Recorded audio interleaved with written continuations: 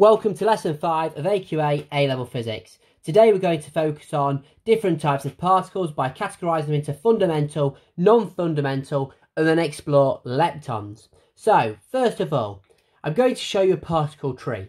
Here at the top, we've got all particles that we know of in the universe that exist. We can split them down into two categories, fundamental and non-fundamental. If the particle is fundamental, that means they cannot be split into any smaller parts. If the particle is non-fundamental, it means it can be split down further. So, first of all, non-fundamental. Non-fundamental particles can go into two subcategories. We have got baryons and mesons. So, baryon and mesons. Now, baryons, which we'll focus on in future lessons, contain 3 quarks or 3 antiquarks. A meson contains a quark and an antiquark. Fundamental, we've already met one of these type of particles, and that is a category exchange particles. So our exchange particles, if we remember, are things like the W- and the W+ boson, the virtual photon, the gluon, and the graviton. And the final fundamental particle are particles called leptons. Now, leptons are things like electrons and neutrinos. Now, leptons have some important characteristics. First of all, they have a lepton number. Secondly, they have a generation. And thirdly, they have a charge. So I'm going to talk about leptons in a little bit of detail now before we start having a look at different leptons. What we need to know is leptons have a lepton number of +1. Antileptons have a lepton number of -1.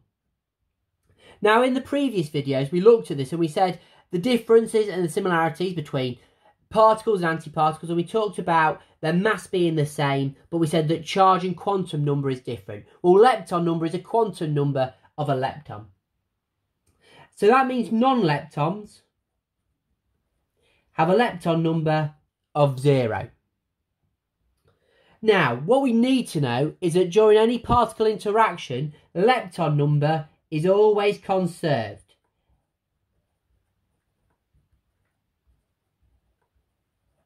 Now, that means if I have a lepton number of -1 on one side of the arrow, I have to have a lepton number of -1 on the right-hand side of the arrow.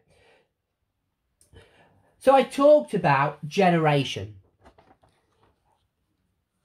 Now we have a first, second and third. Now our first generation is our electron. It is also our anti-electron neutrino, and they're both matter particles.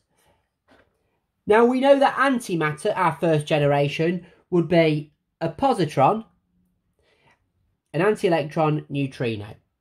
So they're all first generation. Second generation, we have a particle called the muon. Now the muon is a heavy electron. It's about 207 times the mass of an electron. And our muon, our matter particle, is mu. We have an anti-muon neutrino, which is why it's important that we denote this with E if it's an electron neutrino. In terms of our antimatter particle, we've got a positive, and we've also got an anti-muon neutrino as second generation. And our third generation is something called the tau, which again is heavier than a muon. So let's just put that in negative there. We've got our tau neutrino, and then we've got our antimatter particles of a tau and an anti-tau neutrino. Now, there's a couple of important things here. First of all, as we go down, we increase in mass.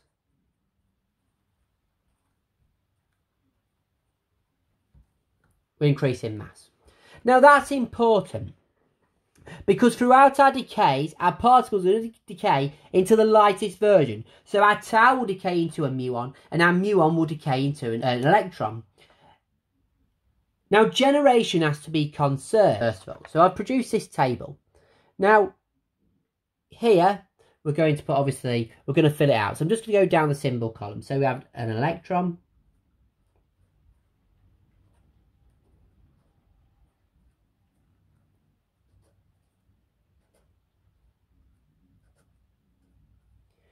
Just like that.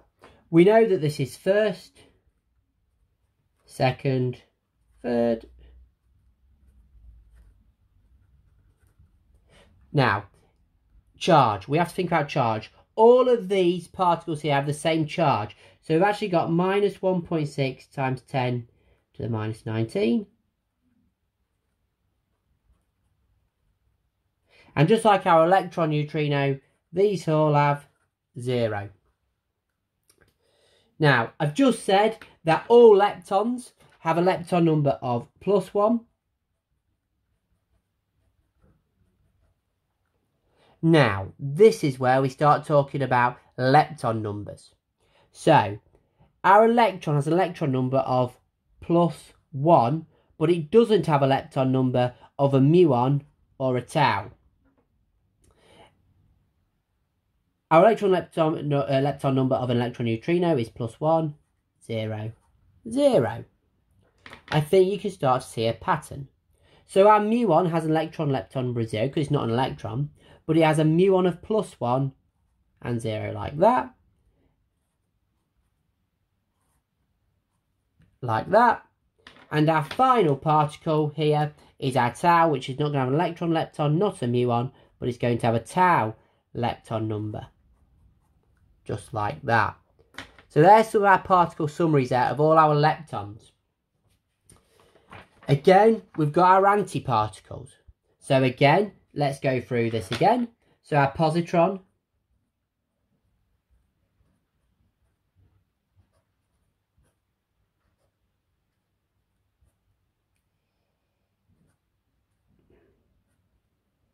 Again, generation. First, second, third. Now, again, we get to charge. Well, our charge of our positron is 1.6 times 10 to the minus 19. Again, this is 1.6 times 10 to the minus 19. And again, they're going to be 0.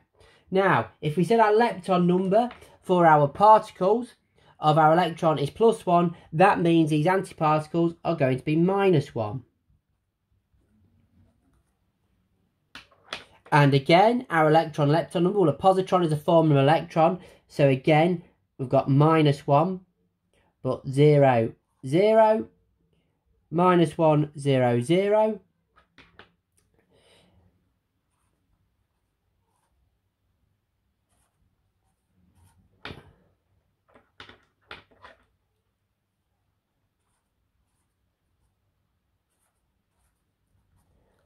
And that's our anti-lepton sorted.